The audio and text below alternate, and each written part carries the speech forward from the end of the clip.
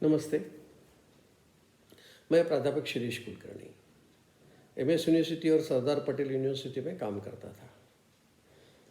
हर बार जो विषय मैं आपके सामने रखता था उसमें थोड़ा परिवर्तन करके एक नए विषय के साथ मैं आपके सामने आ रहा हूँ, जिसका नाम मैंने दिया है समाचार जरा हटके। यानी क्या, जो रोज बरोज के समाचार हमारे सामने अखबारों में आते हैं, ऐसे अखबारों से हटकर कुछ अलग प्रकार के समाचार मैं आपके सामने लेकर आ रहा हूँ। जैसे आजकल युवाओं के दिमाग में कुछ नए नए आइडियाज़ आती है और वो चाहते हैं कि we don't want to be job seeker but we are the job provider. लेकिन ये जो युवा है, भारतीय युवा, यूएस में भी कमाल कर रहे हैं। अमेरिका में जाकर के उन्होंने कुछ स्टार्टअप शुरू किए, यूनिकॉर्न बने, तो उनकी संख्या 90 हुई। तो कुल मिलाकर ऐसे स्टार्टअप यूनिकॉर्न है, उसमें से 20%, अगर एब्सोल्यूट संख्या लेंगे तो 90 भारतीय युवा उसमें हैं। बाकी सारे देशों के बहुत कम हैं, जैसे इजराइल के 52, कनाडा के 42, इस प्रकार से है। आगे बढ़ते हैं। आजकल हम क्विक कॉमर्स के बारे में जानते हैं, जिसमें ब्लिंकिट है, जेप्टो है, स्विगी का एक और है इंस्टामार्ट। तो यह भारत में बहुत सारा काम बिजनेस कर रहे हैं। लेकिन हमारा food safety standard authority of India, उसने इन लोगों को बुलाया। क्यों? क्योंकि इनकी शिकायतें थी। तो इन शिकायतों में से बाहर निकलने के लिए जो पता चला, उसमें उन्होंने 12,000 रिस्पोंडेंट से ओपिनियन मांगे इन क्विक कॉमर्स के प्लेटफॉर्म्स के बारे में।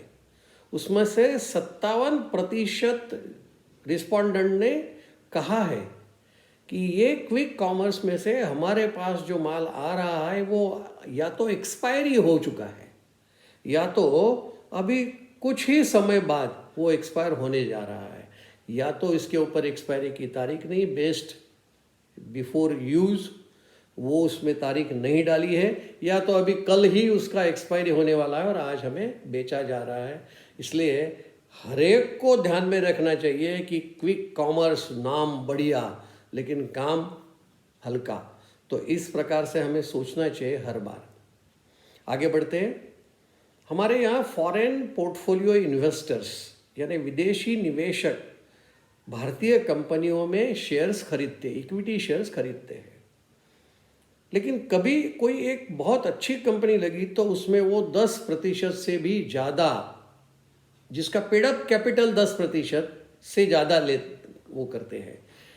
तो आरबीआई और सेबी दोनों ने मिलकर कुछ रूल्स अनावरण किए अभी, और उसमें विशेष बात यह है कि 10% से ज़्यादा एक ही कंपनी का portfolio investor, foreign portfolio investor, तो वो ना तो फॉरेन पोर्टफोलियो इन्वेस्ट होगा लेकिन एफडीआई बन जाएगा, फॉरेन डायरेक्ट इन्वेस्टमेंट। लेकिन उसके लिए फेमा का रूल भी करना पड़ेगा, सरकार की अप्रूवल भी लेनी पड़ेगी। तो इसलिए से conversion of FPI into FDI, यह रूल्स बने हैं सेबी और आरबीआई के द्वारा। आगे बढ़ते हैं। आईफोन के बारे में हम सब जानते हैं, उसका प्रोडक्शन भारत में हो रहा है, लेकिन कुल विश्व में आईफोन का जितना प्रोडक्शन होता होगा उसमें से 32% आईफोन भारत में बन रहे हैं। और कीमत की दृष्टि से अगर देखा जाए तो 26% फ़ोन भारत में बन रहे हैं। आगे और भी बढ़ सकता है। आगे बढ़ता हूँ। इंटरनेशनल ट्रेड या तो डेफिसिट होता है या तो सरप्लस होता है। कुल मिलाकर भारत भी कई विषयों में डेफिसिट में है। यहाँ पर मैं 2 देशों की बात करूँगा। एक चाइना इंटरनेशनल सरप्लस में है। 2015 में $594 बिलियन का उसका सरप्लस रहा, जो 2024 में बढ़कर $787 बिलियन का हुआ। लेकिन सामने यूएस की क्या स्थिति है? यूएस का जो डेफिसिट है वो 491 बिलियन डॉलर है, जो 2024 में 661 बिलियन डॉलर है। यानी एक इस विश्व की सर्वसत्ता कहे या इकोनॉमिक दृष्टि से सॉलिड कहे, उनमें से चाइना और यूएस, उसमें हम तुलना देख सकते हैं। चाइना में बहुत ही वीक डोमेस्टिक डिमांड है, लेकिन उसको कॉम्पनसेट करने के लिए चाइना एक्सपोर्ट कर रहा है। आगे बढ़ते, आपको शायद क्लाइमेट चेंज के बारे में आप जानते हैं कि भाई यह क्लाइमेट बहुत खराब हो रहा है, इसको कौन खराब कर रहा है, एमिशन कौन कर रहा है। इस विषय पर अजरबैजान नाम के देश में बाकू नाम के एक शहर में यूनाइटेड नेशन यूनो की एक कॉन्फ्रेंस ऑन पार्टीज COP29, उसमें हर देश के नागरिक या रिप्रेजेंटेटिव आए थे और इस विषय में चर्चा हुई।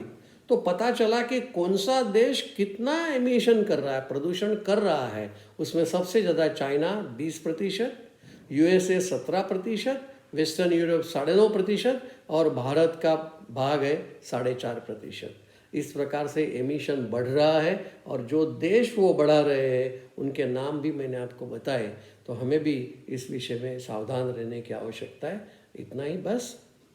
नमस्ते।